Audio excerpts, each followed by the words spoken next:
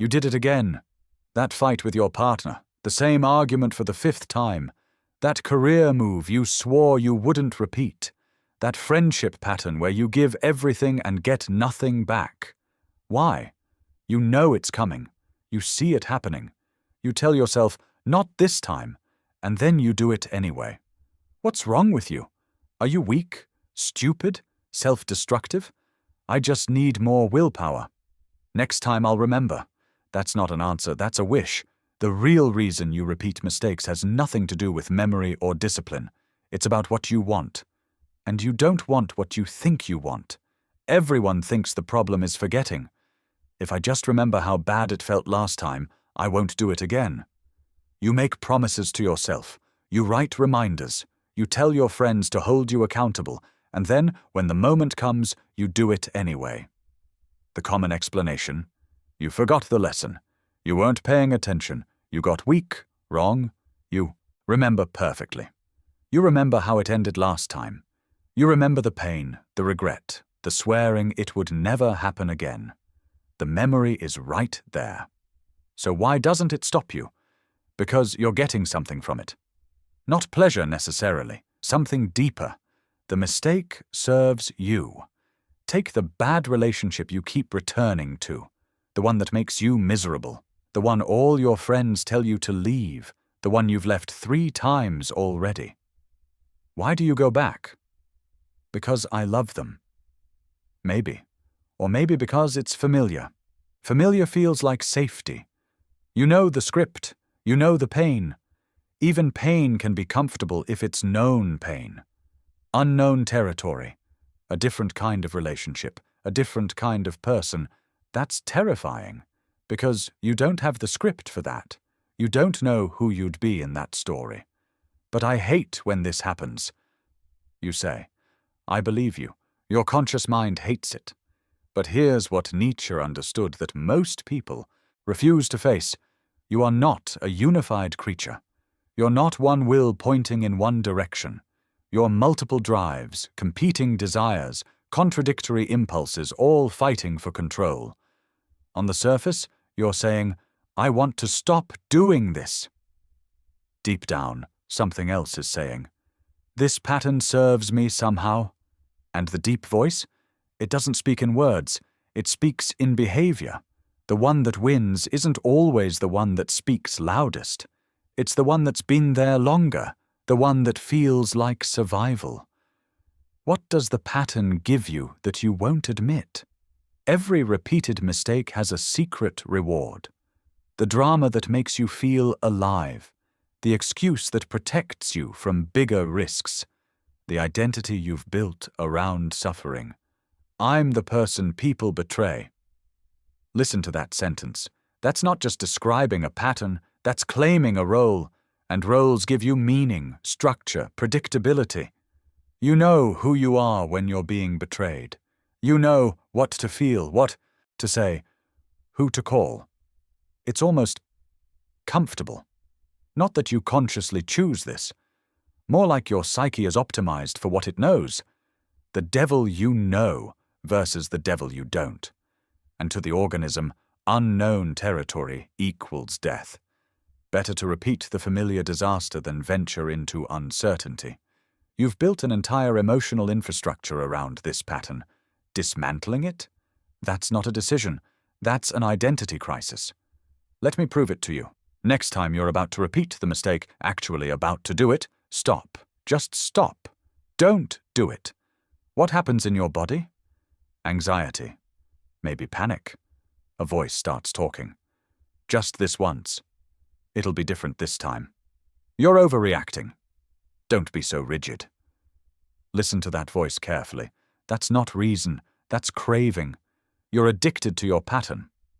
Freud would later call this repetition compulsion, this drive to recreate painful situations.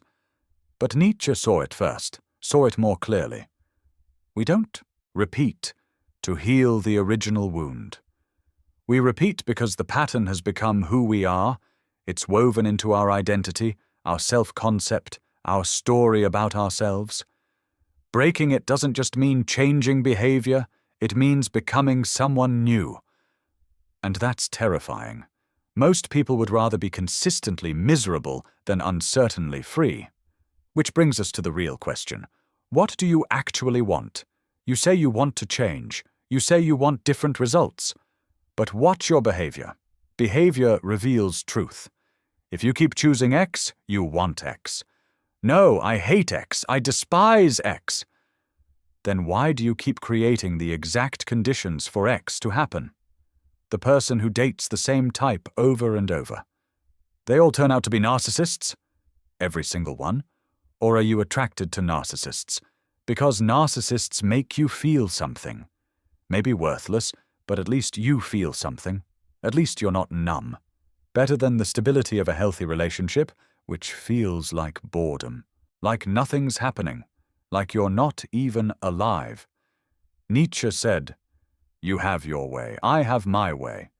As for the right way, the correct way, and the only way, it does not exist." But you keep pretending there's a right way while choosing your way again and again. The person who sabotages every opportunity. The person who picks fights right before intimacy. The person who runs when things get good. You have your way. And your way involves the mistake. The mistake isn't in the repetition. The mistake is lying to yourself about what you want. Lying about what you're choosing. Because if you admitted it, if you said out loud, "I choose chaos over stability because chaos makes me feel alive," then you'd have to take responsibility. And responsibility is what you're avoiding. The pattern lets you be a victim. And victim is an identity. I'm the person who always fails at X. I'm the one who gets betrayed. I can't help it. This is just who I am. That last sentence, that's the trap. You've made your pattern into your essence, and now you defend it. Because without it, who are you? The person who quits every job after 18 months. They'll tell you the reasons: bad boss, no growth opportunities, toxic culture. But 18 months every time? That's not the jobs. That's you. You've built an identity around the person who doesn't settle. Sounds noble, right? Independent, high standards. But what if it's actually the person who runs when things get real? What if it's the person who's terrified of commitment? You can't face that. So you repeat. Nietzsche saw this pattern everywhere. He called it slave morality, though that term gets misunderstood. It's not about social class. It's about psychological stance. There are two fundamental positions. Master says, "I create my values. I own my choices. I'm responsible for my life." Slave says, "I'm acted upon. Life happens to me. I'm a victim of circumstances. Repetitive mistakes thrive in slave morality. They made me do it again. The situation forced me.